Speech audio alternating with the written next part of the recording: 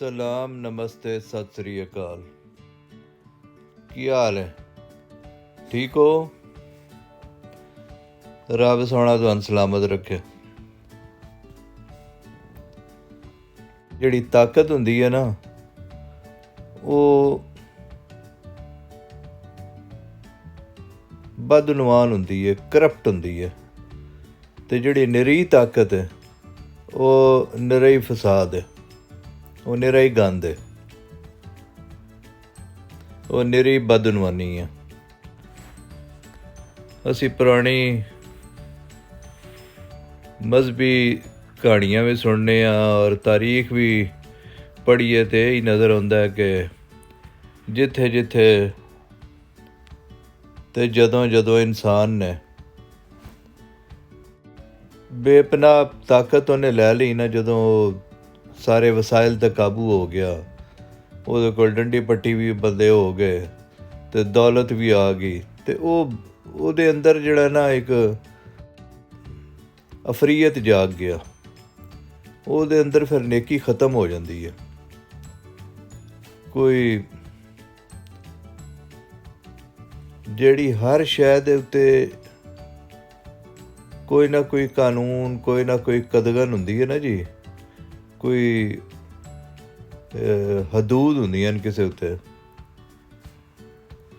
ਉਹ ਸਹਿਪਣ ਜਿਹੜਾ ਨਾ ਉਹਨਾਂ ਹਦੂਦੋ ਕਯੂਦ ਦੀ ਵਜ੍ਹਾ ਤੋਂ ਹੀ ਹੁੰਦਾ। ਕਿਸੇ ਵੀ ਚੀਜ਼ ਨੂੰ ਜਦੋਂ ਤੁਸੀਂ ਬਿਲਕੁਲ ਬਗੈਰ ਕਿਸੇ ਨਜ਼ਮੋ ਜ਼ਬਤ 'ਤੇ ਛੱਡ ਦਿਓ, ਇਨਡਿਸਿਪਲਿਨ ਹੁਣ ਕਰ ਦਿਓ, ਹਾਂਜੀ, ਅਤੇ ਉਹ ਬਦਸੂਰਤ ਹੋ ਜਾਂਦੀ ਹੈ। ਨਿਰੀ ਤੁਸੀਂ ਲੱਕੜ ਵੱਢ ਕੇ ਛੱਡ ਦਿਓ ਅਤੇ ਉਹਦਾ ਕੀ ਮਤਲਬ, ਉਹਦੀ ਸਵਾਏ ਦੇ ਵੀ ਉਹ ਸਾੜੀ ਜਾਏ ਜਾਂ ਉਹਦੇ ਸੋਟੇ ਬਣਾ ਕੇ ਅਤੇ ਲੜਾਈਆਂ ਕੀਤੀਆਂ ਜਾਣ। ਲੇਕਿਨ ਅਗਰ ਉਹਨੂੰ ਹੀ ਤੁਸੀਂ ਕਿਸੇ ਕਾਨੂੰਨ ਸਾਂਚੇ ਜ਼ਾਬਤੇ 'ਚੋਂ ਗੁਜ਼ਾਰਦੇ ਹੋ ਤਾਂ ਉਹ ਇੱਕ ਬੜਾ ਸੋਹਣਾ ਖੂਬਸੂਰਤ ਫਰਨੀਚਰ ਬਣ ਜਾਂਦਾ ਹੈ ਜੀ। ਕੋਈ ਸੋਹਣੀ ਜਿਹੀ ਟੇਬਲ ਬਣ ਜਾਂਦੀ ਹੈ, ਬੈੱਡ ਬਣ ਜਾਂਦਾ ਹੈ, ਦਰਵਾਜ਼ਾ ਬਣ ਜਾਂਦਾ ਹੈ ਜੀ। ਅਤੇ ਇੰਝ ਹੀ ਇਨਸਾਨ ਨੂੰ ਵੀ ਜਦੋਂ ਤੱਕ ਤੁਸੀਂ ਕਿਸੇ ਹਦੂਦ ਦੇ ਵਿੱਚ ਨਾ ਰੱਖੋ, ਅਤੇ ਫਿਰ ਉਹ ਵੀ ਜਿਹੜਾ ਨਾ ਉਹ ਫਿਰੌਨ ਬਣ ਜਾਂਦਾ,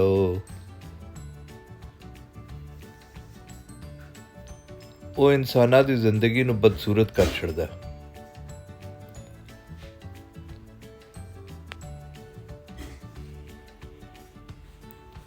ਇਸ ਵਾਸਤੇ ਜਿਹੜਾ ਨਾ ਜੀ, ਖੂਬਸੂਰਤੀ ਵਾਸਤੇ ਜ਼ਰੂਰੀ ਹੈ ਨਜ਼ਮੋ ਜ਼ਬਤ, ਹੱਦਾਂ। ਹੱਦ ਜਦੋਂ ਤੱਕ ਕੋਈ ਹੱਦ ਨਾ ਹੋਏ ਦੀ, ਕੋਈ ਕਾਨੂੰਨ ਨਹੀਂ ਹੋਏਦਾ, ਅਤੇ ਫਿਰ ਉਹ ਬੇਚੈਨੀ, ਬੇਸਕੂਨੀ बढ़ਦੀ ਜਾਂਦੀ ਹੈ। ਔਰ ਉਹ ਜਿਹੜਾ ਬੰਦਾ ਬਜ਼ਾਹਿਰ ਉਹ ਐਬਸੋਲਿਊਟ ਪਾਵਰ ਨੂੰ ਯੂਜ਼ ਕਰ ਰਿਹਾ ਹੁੰਦਾ ਨਾ ਜੀ, ਉਹ ਆਪ ਵੀ ਬੇਚੈਨ ਹੀ ਹੁੰਦਾ, ਉਹਦੀ ਜ਼ਿੰਦਗੀ 'ਚ ਆਪ ਵੀ ਕੋਈ ਸਕੂਨ ਨਹੀਂ ਹੁੰਦਾ, ਅਤੇ ਉਹਦੀ ਵਜ੍ਹਾ ਤੋਂ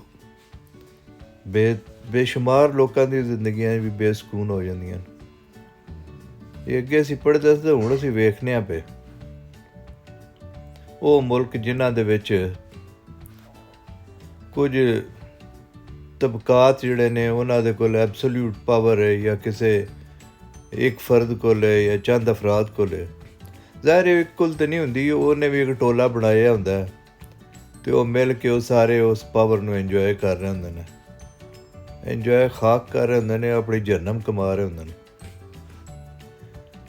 ਅਤੇ ਇਹ ਹੁਣ ਅੱਜ ਕੱਲ੍ਹ ਅਸੀਂ ਇਹ ਵੇਖਦੇ ਹਾਂ ਪਏ ਕਿ ਇਹ ਗੰਦ ਜਿਹੜਾ ਹੈ ਆਪਣੀ ਅਖੀਰ ਸ਼ਕਲ 'ਚ ਪਾਕਿਸਤਾਨ ਵਿੱਚ ਉੱਠੇ ਹੈ।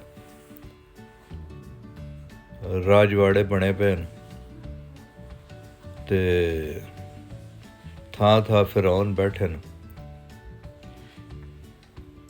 ਸੁਸਾਇਟੀ ਦੇ ਵਿੱਚ ਉਹਨਾਂ ਨੇ ਅੱਤ ਮਚਾ ਦਿੱਤਾ, ਕੋਈ ਗੱਲ ਸਮਝ ਨਹੀਂ ਪਈ ਆਉਂਦੀ। ਦੌਲਤ ਜਿੱਥੇ ਕੋਈ ਗੱਲ ਨਿਕਲਦੀ ਹੈ ਪਤਾ ਲੱਗਦਾ ਜੀ ਇੱਥੇ ਦੇ ਖਰਬਾਂ ਰੁਪਈਏ ਲੈੜੇ ਨਾ ਉਹਨਾਂ ਦੀ ਲੁੱਟ ਮਾਰ ਹੋ ਗਈ ਹੈ। ਪਰ ਉਹਦੇ ਵਾਸਤੇ ਕਿਸੇ ਦੀ ਹੁਰਮਤ, ਕਿਸੇ ਦੀ ਜਾਨ ਮਾਲ, ਕੋਈ ਸ਼ੈ ਮਹਿਫੂਜ਼ ਨਹੀਂ। ਜਿੱਥੇ ਜਿਹਦਾ ਹੱਥ ਪਿਆ ਉਹਨੇ ਤਬਾਹੀ ਲਾ ਛੱਡੀ ਹੈ। ਇਹ ਥਰਡ ਵਰਲਡ ਦੇ ਵਿੱਚ ਜਿਹੜਾ ਨਾ ਜੀ, ਉੱਥੇ ਖ਼ਾਸ ਤੌਰ 'ਤੇ ਇਹ ਲੋਕਾਂ ਨੂੰ ਦਬਾਇਆ ਜਾਂਦਾ, ਉਹਨਾਂ ਨੂੰ ਇਨਸਾਨ ਨਹੀਂ ਸਮਝਿਆ ਜਾਂਦਾ। ਜ਼ੁਲਮ ਦੀ ਅਖੀਰ ਕੀਤੀ ਹੈ।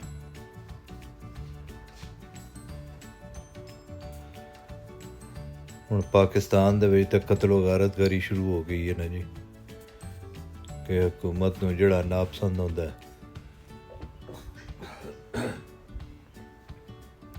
ਉਹਨੂੰ ਜਾਂ ਤੇ ਨੰਗਾ ਕਰਕੇ ਉਹਦੀ ਫਿਲਮ ਬਣਾ ਲੈਂਦੇ ਨੇ, ਤੇ ਜੇ ਕੋਈ ਵਿਚਾਰਾ ਦੌੜ ਜਾਂਦਾ ਤਾਂ ਉਹਦੇ ਪਿੱਛੇ ਬੰਦੂਕਾਂ ਲੈ ਕੇ ਮਾਰ ਛੱਡਦੇ ਨੇ ਉਹਨੂੰ।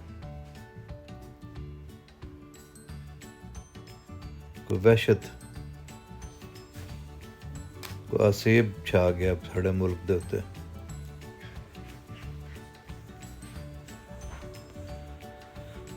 ਅੱਲਾ ਸੋਹਣਾ ਕਰਮ ਕਰੇ।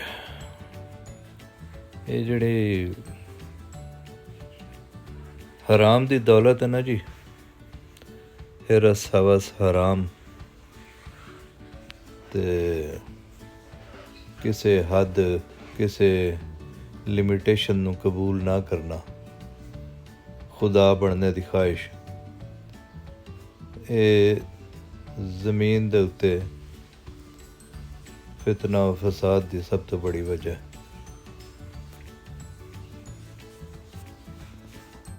ਇਹ ਵੇਖੋ ਜਨਾਬ, ਇੱਥੇ ਕ੍ਰਿਸਮਸ ਔਰ ਨਵੇਂ ਸਾਲ ਦੀ ਆਮਦ ਵਾਸਤੇ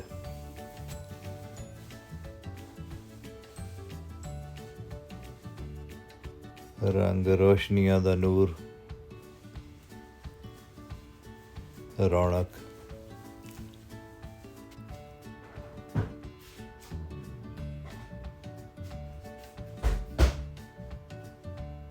ਇੱਥੇ ਹਰ ਬੰਦੇ ਦੀ ਤਾਕਤ ਦੇ ਉੱਤੇ ਜਿਹੜਾ ਨਾ ਜੀ ਇੱਕ ਕੈਪ ਲੱਗਾ ਹੈ।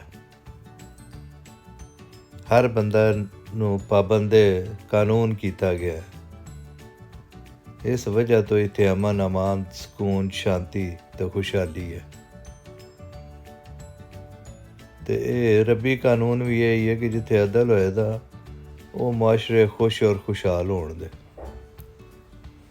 ਤੇ ਜਿਨ੍ਹਾਂ ਮੁਆਸ਼ਰਿਆਂ ਦੇ ਵਿੱਚ ਅਦਲ ਨਹੀਂ ਹੋਣਾ, ਉੱਥੇ ਜਿੰਨੇ ਮਰਜ਼ੀ ਕਲਮੇ ਪੜ੍ਹ ਲਓ ਤੇ ਹੱਕ ਦੀਆਂ ਮਹਿਫਲਾਂ ਬਰਪਾ ਕਰ ਲਓ, ਉਹਨਾਂ ਬਰਬਾਦ ਹੀ ਹੋਣਾ।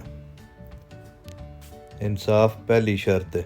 ਇਹ ਪੂਰੀ ਕਾਇਨਾਤ ਹੀ ਇਨਸਾਫ ਉੱਤੇ ਪੇ ਚੱਲਦੀ ਹੈ, ਅਦਲ ਦੇ ਉੱਤੇ ਚੱਲਦੀ ਹੈ। ਅਦਲ ਦਾ ਮਤਲਬ ਹੈ ਜਿਸ ਸ਼ੈ ਦੀ ਜਿਹੜੀ ਜਗ੍ਹਾ ਹੈ ਉਹ ਉੱਥੇ ਹੋਵੇ।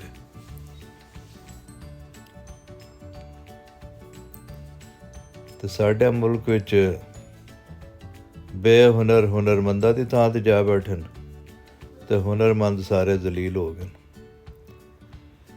ਲਓ ਜੀ, ਆਪਣਾ ਤੇ ਆਪਣੇ ਦੁਆਲੇ ਸਾਰਿਆਂ ਦਾ ਖਿਆਲ ਰੱਖੋ। ਅੱਲਾ ਤੁਹਾਨੂੰ ਸਲਾਮਤ ਰੱਖੇ, ਆਸਾਨੀਆਂ ਅਤਾ ਫਰਮਾਏ। ਰੱਬ ਰਾਖਾ।